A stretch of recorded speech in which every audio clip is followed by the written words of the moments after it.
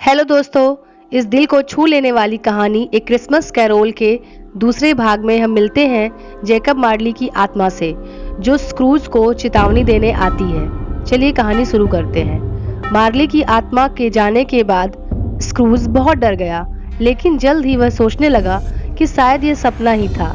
अभी वह यह सोच ही रहा था कि अचानक घड़ी ने घंटी बजाई। ठीक 1 बजे कमरे में एक चमकदार रोशनी फैली और एक अजीब सा भूत प्रकट हुआ।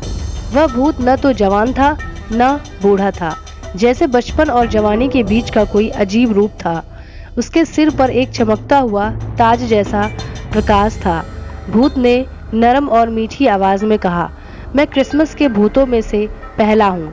मैं तुम्हें तुम्हारे अतीत की यादें दिखाने आया हूँ। स्क्रूज डरते डरते बोला, क्या ये सब जरूरी है? भूत ने सिर हिलाया और अपना हाथ स्क्रूज की ओर बढ़ाया। पलक झपकते ही स्क्रूज ने खुद को अपने बचपन के दिनों में पाया। स्क्रूज ने देखा वह एक छोटा लड़का है, अकेला स्कूल में बैठा हुआ। सब बच्चे छुट्टियों में घर चले गए, लेकिन स्क्रूज वही बैठा है, उदास और अकेला। यह दृश्य देखकर स्क्रूज की आंखें भर आईं। उसने फुसफुसा कर कहा, काश मैं उस छोटे बच्चे के साथ थोड़ा और दयालु होता। भूत उसे अगले दृश्य पर ले गया। अब वह एक जवान लड़का था, दुकान में काम कर रहा था। उसके मालिक फेजीविग एक खुश मिजाज और दयालु व्यक्ति थे। फेजीविग ने अपने कर्मचारियों के लिए एक बड़ा क्रिसमस का जश्न रखा था। संगीत, नाच, ढेर सारी मिठाइयाँ और हंसी। स्क्रूज मुस्कुराया। कितना खुश कर देता था फेजीविग, बस थोड़ी सी दया दिखाकर। स्क्रूज ने धीरे से कहा, लेकिन फिर भूत ने उसे एक और दृश्य दिखाया। स्क्रूज की मंगेतर बेल्ला उससे दूर जा रही थी। बेल्ला ने रोते हुए कहा था, तुमने पैसे से इतना प्यार करना शुरू कर दिया कि अब तुम्हारे दिल में मेरे लिए कोई जगह नहीं बची। स्क्रूज की आंखें नम हो गई। वह फुसफुसाया, काश मैं समय वापस ला सकता। एकाएक सब कुछ गायब हो गया और स्क्रूज वापस अपने अंधेरे कमरे में था। वह बुरी तरह थक चुका था, दिल भारी हो रहा था, लेकिन उसे पता था यह तो बस शुरुआत थी। अभी 2 और भूत आने बाकी थे। स्क्रूज कांपते हुए बिस्तर में दुबक गया और अगली घड़ी के बजने का इंतजार करने लगा। स्क्रूज बिस्तर पर लेटा रहा और कांप रहा था। घड़ी फिर से टन टन कर 1 बार बजी। कमरा फिर से चमक उठा। इस बार एक दूसरा भूत प्रकट हुआ। यह भूत बिल्कुल अलग था, बड़ा मजबूत और बहुत खुशमिजाज दिख रहा था। उसके चेहरे पर गर्मजोशी भरी मुस्कान थी। उसके हाथ में एक मशाल थी जिससे हर जगह रोशनी फैल रही थी। भूत ने हंसते हुए कहा, मैं क्रिसमस वर्तमान का भूत हूँ। चलो तुम्हें आज की दुनिया दिखाता हूँ। स्क्रूज ने डरते हुए उसका हाथ थाम लिया और दोनों हवा में उड़ते चले गए। वे स्क्रूज के कर्मचारी बॉब क्रैचिट के छोटे से घर पहुँचे। घर टूटा फूटा था, लेकिन वहाँ खुशी और प्यार भरा माहौल था। बॉब की पत्नी खाना बना रही थी, बच्चे हंस रहे थे और सब एक छोटी सी टेबल के चारों ओर जुटे थे। सबसे खास बात उनका छोटा बेटा टाइनी टिम। टाइनी टिम एक कमजोर और बीमार बच्चा था, जो एक लकड़ी की बैसाखी के सहारे चलता था। फिर भी उसके चेहरे पर मुस्कान थी। वह धीरे से बोला, ईश्वर सबको आशीर्वाद दें। स्क्रूज का दिल भर आया। उसने फुसफुसा कर पूछा, भूत, क्या टाइनी टिम जिंदा रहेगा? भूत ने गंभीर होकर कहा, अगर हालात ऐसे ही रहे तो वह अगले क्रिसमस तक जिंदा नहीं बचेगा। यह सुनकर स्क्रूज का दिल दहला। उसे पहली बार किसी के लिए सच्ची चिंता महसूस हुई। भूत स्क्रूज को और भी जगहों पर ले गया। गरीब झुग्गियों में रहने वाले लोग भी हंसते थे, गाते थे। नाविक समुद्र के बीच में भी क्रिसमस का जश्न मना रहे थे। छोटे से छोटे घरों में भी लोग एक दूसरे से प्यार बांट रहे थे। हर जगह स्क्रूज ने एक बात देखी, पैसे से ज्यादा अहम है प्यार, दया और साथ। अंत में भूत ने स्क्रूज को 2 छोटे बच्चे दिखाए, एक लड़का और एक लड़की। वे बहुत कमजोर, भूखे और दुखी दिख रहे थे। भूत ने कहा, ये बच्चे इंसानों की खुदगर्जी और लापरवाही के परिणाम हैं। स्क्रूज कांपने लगा। वह कुछ कह पाता इससे पहले ही घड़ी फिर से बजी और भूत गायब हो गया। अब स्क्रूज समझ गया था कि उसे बदलना होगा, लेकिन सबसे डरावना हिस्सा अभी बाकी था।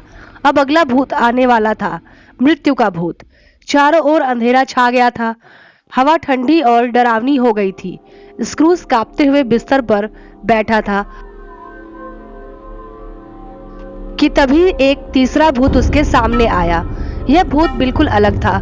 सिर से पांव तक काले कपड़े में ढका हुआ, चेहरा भी दिखाई नहीं दे रहा था, बस एक लंबा काला हाथ जो किसी चीज की ओर इशारा कर रहा था। स्क्रूज डरते डरते बोला, क्या तुम भविष्य के भूत हो? भूत ने चुपचाप सिर झुका दिया। मुझे दिखाओ कि मेरा भविष्य क्या है, स्क्रूज ने कांपती आवाज में कहा। भूत ने बिना बोले हाथ से इशारा किया। स्क्रूज ने उसका हाथ थाम लिया और दोनों चल पड़े अंधेरे की ओर। सबसे पहले स्क्रूज ने देखा कुछ व्यापारी बैठे बातें कर रहे थे। एक व्यापारी ने कहा, अरे वह बूढ़ा कंजूस स्क्रूज मर गया। दूसरा हंसते हुए बोला, किसे परवाह थी, कौन उसके अंतिम संस्कार में जाएगा। तीसरा बोला, शायद मुफ्त खाने के लालच में कुछ लोग चले जाएं। तीनों जोर जोर से हंसने लगे। स्क्रूज का दिल टूट गया। उसने भूत मेरे मरने पर किसी को दुख नहीं होगा? फिर बिना बोले आगे का रास्ता दिखाया। अब वे एक गंदी टूटी फूटी जगह पहुँचे। 3 लोग चुपचाप कुछ चीजें बेच रहे थे, पुराने कपड़े, बिस्तर की चादरें, यहाँ तक कि एक मृत आदमी के कपड़े भी। स्क्रूज ने डरते हुए पूछा, यह सब किसका सामान है? भूत ने चुपचाप एक और इशारा किया। वह एक बिस्तर पर एक निर्जीव शरीर पड़ा था, पूरी तरह ढका हुआ। स्क्रूज डरते हुए पीछे हट गया। ओह नहीं, मुझे यह नहीं देखना। मुझे बताओ कि उस आदमी के पास कोई प्यार करने वाला नहीं था। लेकिन भूत चुप रहा। फिर भूत ने स्क्रूज को एक गरीब घर दिखाया, एक परिवार जो राहत की सांस ले रहा था, क्योंकि उनका कर्जदार स्क्रूज मर चुका था। उनके लिए स्क्रूज की मौत राहत थी, दुख नहीं। भूत ने आखिरी दृश्य दिखाया, क्रैचिट परिवार का घर। यह घर अब सूना और उदास था। बॉब क्रैचिट धीरे धीरे घर आया। उसकी आंखों में आंसू थे। उसने धीरे से कहा, मैं टैनी टिम की कब्र से आ रहा हूँ। पूरा परिवार गहरे दुख में था। स्क्रूज फूट फूट कर रोने लगा। नहीं नहीं, मैं यह सब बदलना चाहता हूँ। कृपया भूत मुझे एक मौका दो। अंत में भूत स्क्रूज को एक कब्रिस्तान ले गया।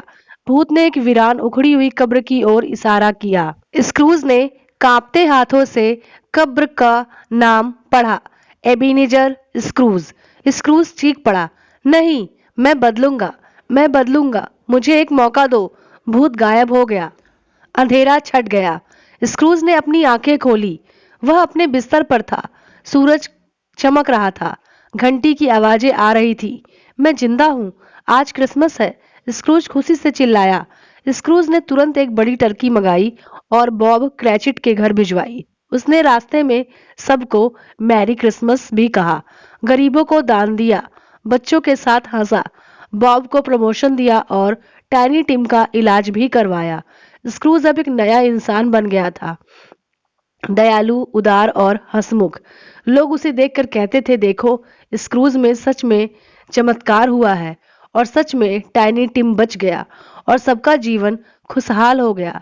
एबेनेजर स्क्रूज ने क्रिसमस की सच्ची आत्मा को जाना, प्यार, दया और इंसानियत, और वह दिन क्रिसमस की तरह जिया। ईश्वर हम सब पर कृपा करे, हर एक पर। चैनल को सब्सक्राइब करना ना भूले। पूरी कहानी पढ़ने के लिए धन्यवाद।